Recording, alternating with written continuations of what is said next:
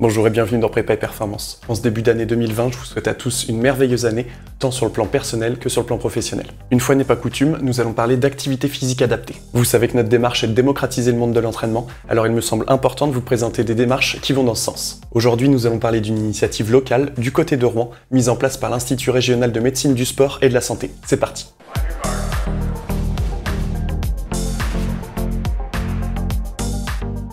L'Institut de médecine du sport de Bois-Guillaume, juste à côté de Rouen, existe depuis plus de 40 ans. Initialement orienté uniquement vers le suivi des sportifs de haut niveau, il a récemment ouvert ses portes à un public plus large. Il n'en oublie pas pour autant son orientation sur le sport de haut niveau, puisqu'il vient d'être reconnu centre de ressources de préparation pour les JO 2024 par la région Normandie. Tout d'abord, je tiens à préciser que l'Institut est organisé en association et est conventionné secteur 1 par la sécurité sociale. C'est-à-dire qu'il n'a pas pour but de faire des profits. C'est pourquoi dans Prépa et Performance, nous avons trouvé légitime le fait de vous en parler. Également, puisque ce dispositif est promulgué sur ordonnance, il est pris en charge et totalement gratuit pour les bénéficiaires. On parle donc d'une véritable porte d'entrée dans le sport pour tous. Le programme est cofinancé par le Fonds Leader européen, le CNDS, la région Normandie, le département 76 et la Fondation de France. L'initiative de l'Institut est de lutter contre l'isolement social et géographique à travers l'activité physique. En effet, l'une des difficultés majeures du développement du sport sur ordonnance est l'inégalité de répartition des structures médico-sportives sur le territoire. À travers Quand le sport s'invite chez vous, l'idée est d'amener l'activité physique directement aux usagers. Le programme va se dérouler en 3 étapes sur une période de 3 mois. Dans un premier temps, un rendez-vous va être programmé à l'Institut.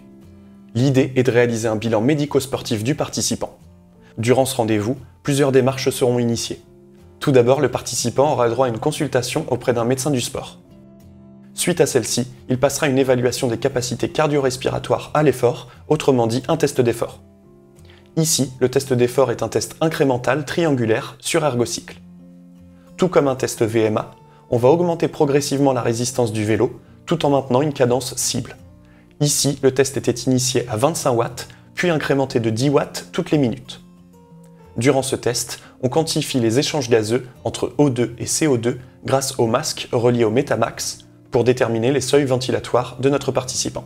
On évalue également la fréquence cardiaque pour évaluer les capacités du cœur de notre pratiquant. Suite au test d'effort et après une phase de retour au calme, le participant va également avoir une consultation avec un diététicien pour discuter des habitudes alimentaires et apporter des conseils en cas de besoin. Ensuite, il terminera avec une prise en charge sportive avec un encadrant en activité physique adaptée. Le but est alors de lui expliquer le déroulement des 3 mois à venir, la planification des séances et l'utilisation du cardiofréquencemètre qui lui sera offert avec le package des différentes informations pratiques. On y trouve également un carnet d'entraînement pour rédiger le suivi des séances. D'autre part, l'encadrant va aussi s'assurer que le bénéficiaire du programme sait régler son ergocycle, prêté et installé au domicile du patient, pour pédaler dans une bonne posture. Une organisation va être mise en place entre l'Institut et le participant en termes de logistique pour le prêt du vélo sur la période de 3 mois. Il est également possible de réaliser le protocole sur un ergocycle à bras en cas de pathologie au niveau des jambes ou de situation de handicap. Une fois que cet aspect logistique est réglé, l'enseignant APA va s'occuper de la planification et de la programmation des séances sur l'ensemble de la période des 3 mois. Évidemment, une fois cette période arrivée à son terme, le participant va réaliser à nouveau un test d'effort pour pouvoir constater les bénéfices des 3 mois d'entraînement. C'est donc une initiative très complète qui est proposée à travers l'investissement de différents professionnels du domaine de la santé. Géographiquement, ce programme est proposé sur le pays d'Auge, le pays de Bray et le Vexin normand. À la suite du programme, l'idée n'est pas de laisser les participants seuls dans la nature, mais de les orienter vers des structures de sport adaptées. Pour ce faire, 2 ateliers de sport plein air sont organisés par le comité départemental du sport en milieu rural. Également, un suivi de 3 mois à nouveau est mis en place par les enseignants APA. D'autre part, dans certaines communes rurales, des associations sportives se sont montées pour cette prise en charge. L'initiative Quand le sport s'invite chez vous a donc amené à la création d'autres projets allant dans ce sens. Pour conclure, je voudrais féliciter et encourager l'IRMS2 d'avoir mis sur pied ce projet. Depuis des années, nous savons que l'activité physique est le seul remède de beaucoup de pathologies. Il peut également, lors de maladies chroniques, être un réel vecteur d'intégration